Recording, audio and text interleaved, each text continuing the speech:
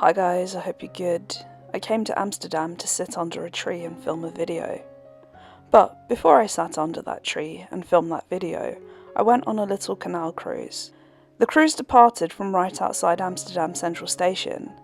It was about €15 for an hour, and there was an audio commentary available in lots of different languages.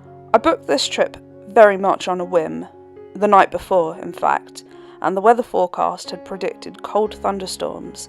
Instead, it was sunny and over 30 degrees. You can see Central Station there on the left as we leave the pier and start the tour. That glass building is the Hilton Hotel, and that green building is the Science Museum, which we'll pass again before the end of the trip.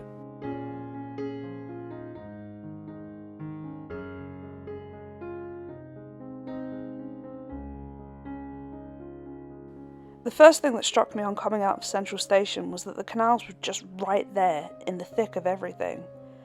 In London they still feel a bit hidden, almost secret, but in Amsterdam they seem to be as much part of the city as the roads and the cycle lanes.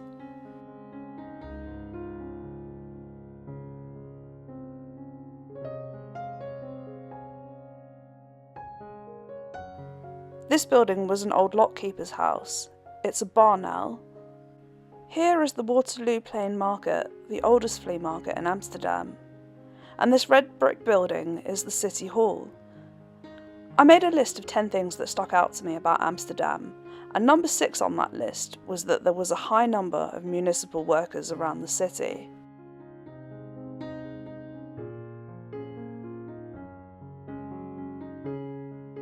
Part of the City Hall building houses the Dutch National Opera. There was so much opposition to the construction that the building is now called Stoppera.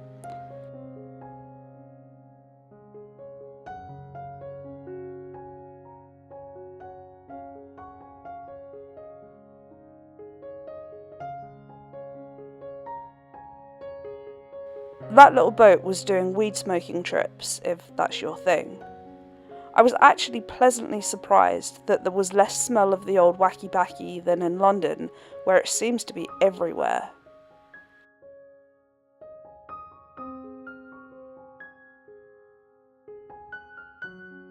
According to the commentary, this is the most photographed view in Amsterdam of the 7 canal bridges all lined up. There are 1,900 bridges crossing Amsterdam's 165 canals. The city is half a metre below sea level, so the canals were needed for water drainage as well as for transport. The longest canal in Amsterdam, the Singelgracht, is only a little over 2 miles long.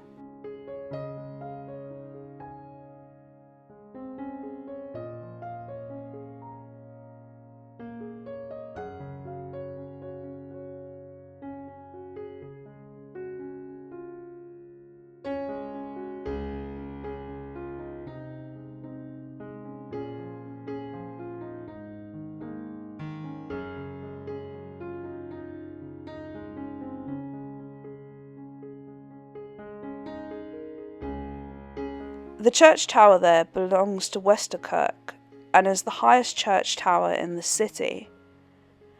The tower could be seen from the attic where Anne Frank hid from the Nazis during the Second World War.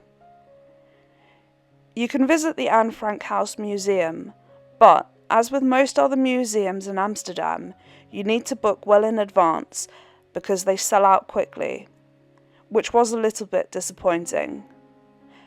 That was number 8 on my list of Amsterdam observations.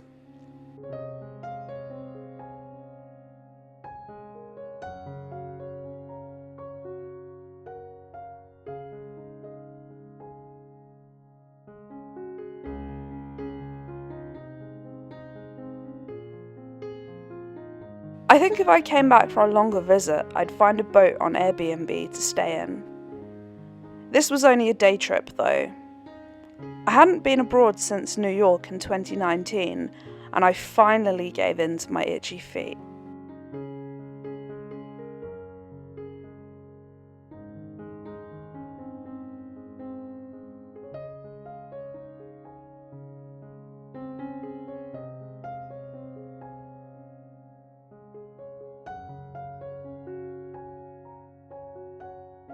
To control the water levels, there are a large number of canal locks throughout Amsterdam. In January 2022, the world's largest canal lock opened, linking the port of Amsterdam to the North Sea. Passing under this bridge, you can see vehicles entering and exiting the I Tunnel. The I River is a former bay that separates North Amsterdam from the rest of the city. There are free ferries across the I to North Amsterdam.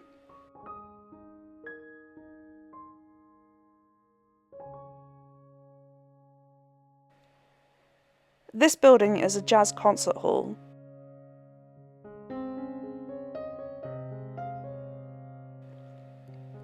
This is Nemo, the science museum we saw earlier. There's a roof terrace at the top of the copper-clad building. The shape of the building is a mirror image of the I Tunnel that it is built on top of. Being back here did unfortunately mean the tour was nearly over. It was by far the highlight of my visit, and if I come back, I'm definitely spending more time on the water.